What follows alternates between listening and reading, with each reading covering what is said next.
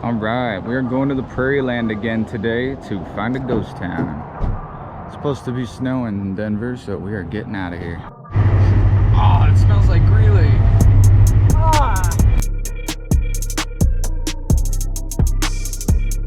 Hey guys, welcome back. Today we're going to the town of Keota. We will also be hiking to the Pawnee Butes.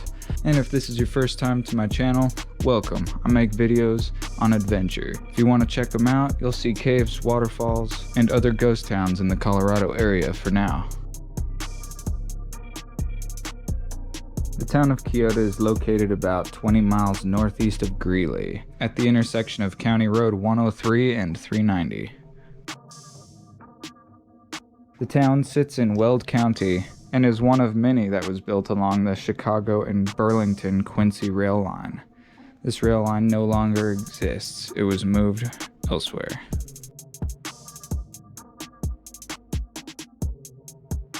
The town's major boom was during World War I when wheat prices went through the roof.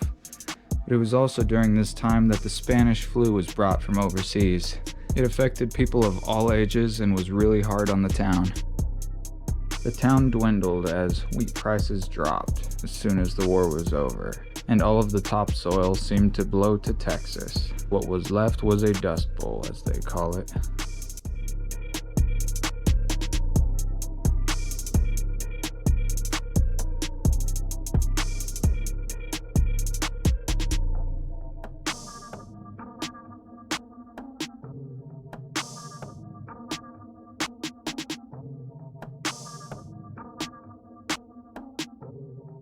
Walking up on the foundation of an old building here.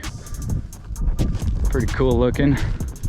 Had some basement stuff going on.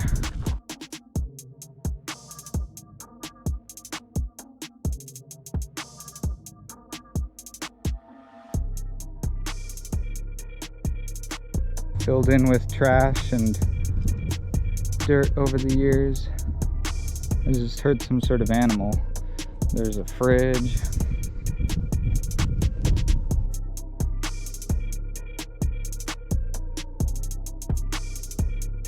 This was the general store. It was run by Clyde Stanley, and from what I understand, he was a big inspiration around this town. He worked as a land commissioner and even for the post office.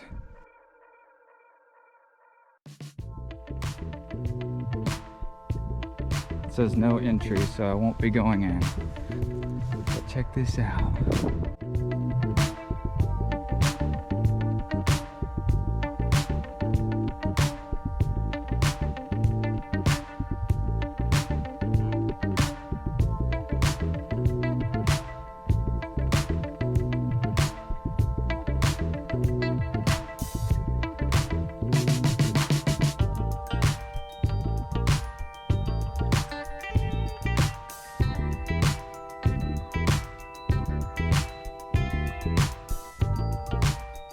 You know, it was a good-sized town. No more than 150 people, but it had a school, a church, a store, and it was centered around farming.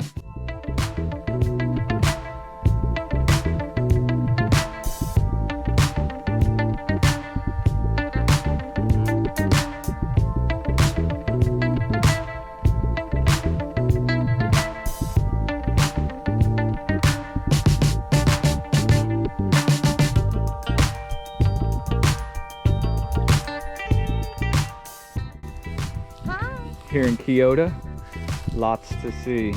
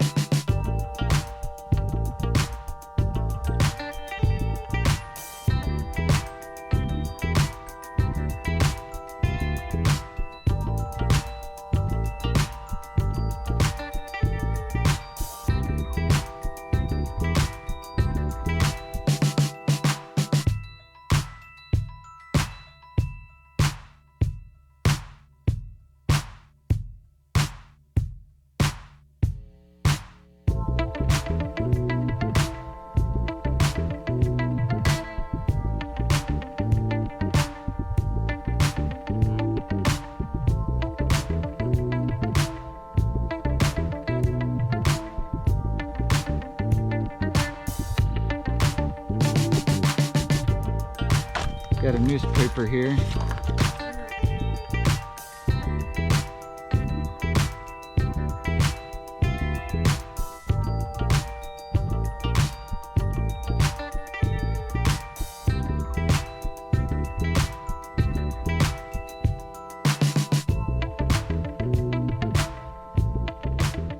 No entry.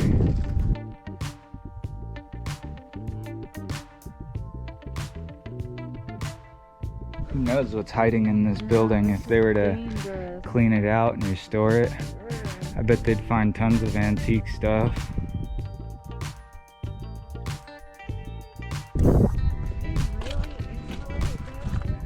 Another way into the basement. Old record player.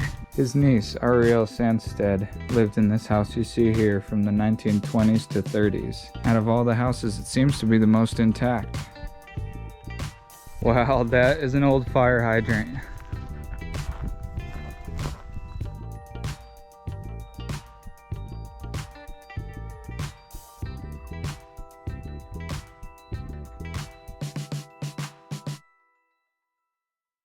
This is an old gate.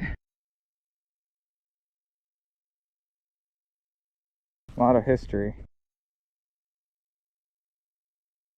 Oh, this isn't blocked off.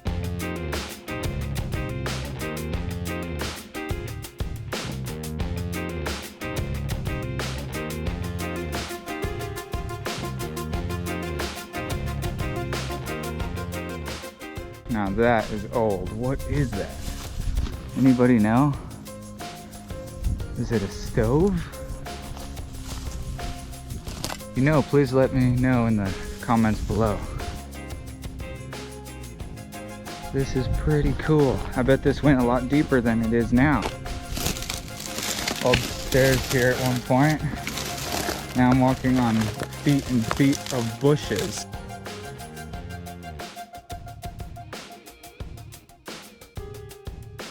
Walking through the old streets of Keota. Huh, a bird nest. And we have this little thing.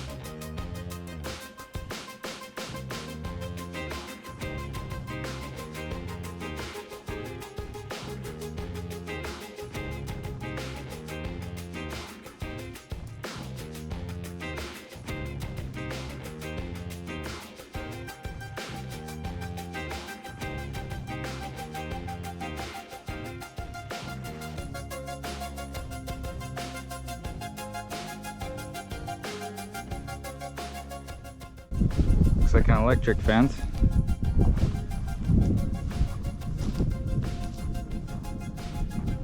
Pretty cool.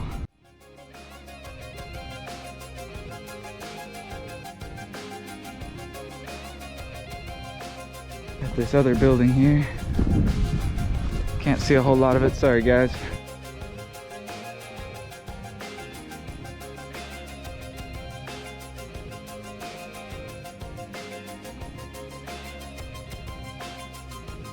Oh, there was a sign there at one point.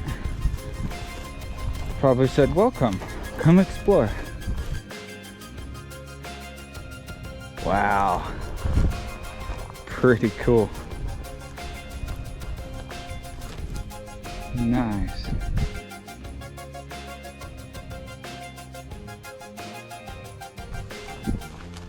Check this out. That's cool. Memory from the town.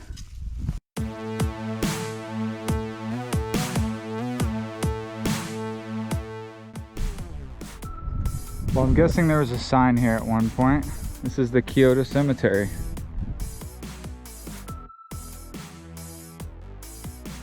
Ida Grove daughter, 1887 to 1918. Gone but not forgotten. Oh, it's always sad when you see these.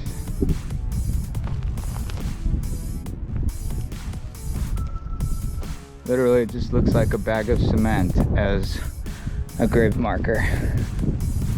But whatever works, right? Stanley. That's my grandfather's name. Keota, my home of 63 years. This looks like a family plot here. Look at this. This is interesting. Cannot read it. That's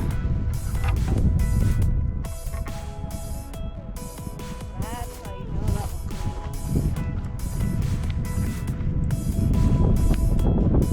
1898 to 1980, almost 100 years old. Same with his wife, 1905 to 2002, married in 1925. Now that was a happy couple.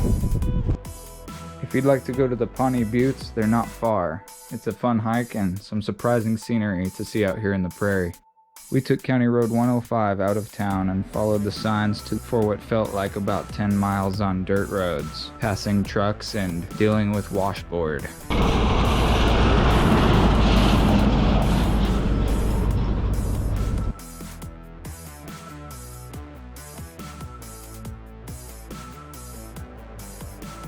You know, it's hard to believe we're in Colorado. Almost looks like Kansas. But here we are at the Pawnee Butes. The hike to the Buttes is about 3 miles round trip, and I'd say it's worth it to see these 300-foot tall giants. Wish you brought a hair tie, huh? Yeah, well, you live, you learn. All right, we found the way in. We are going to the Buttes. Let's do it. Used to be a sign there, I bet.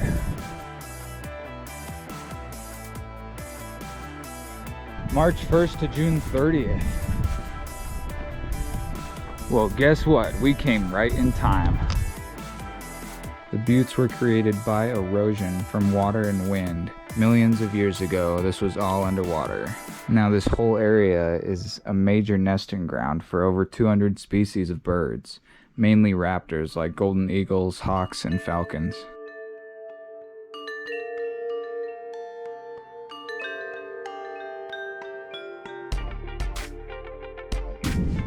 It's a perfect chair. Yep. Fire grass. See why they call it that.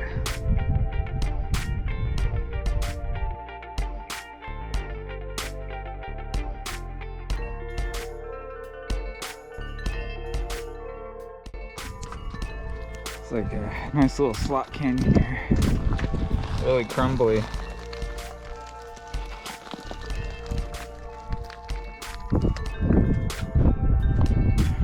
It's a little windy, so I'm not getting too close.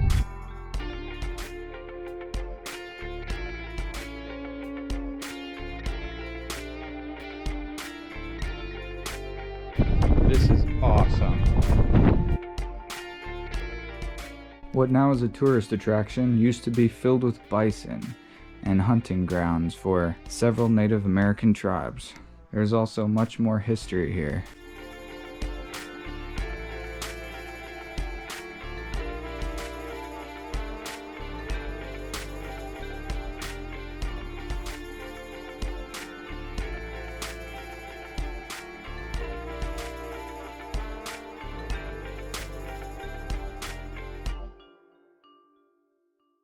Do it.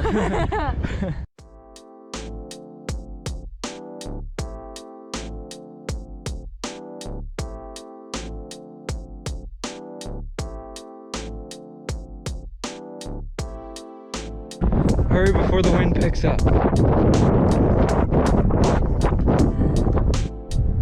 Alright guys, there's the Buttes. We are on our way. That's where we just came from, up there. Raptors will start nesting there shortly.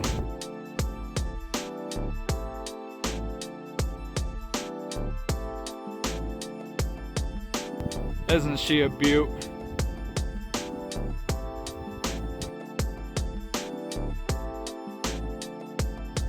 Alright, leaving the Pawnee Butes. Now I just don't feel like walking to that other one. It's getting a little bit late and there's a storm rolling in. Gotta get back home. Back home into the storm. Yes, back home into the storm. But I can't just camp here. But I work tomorrow.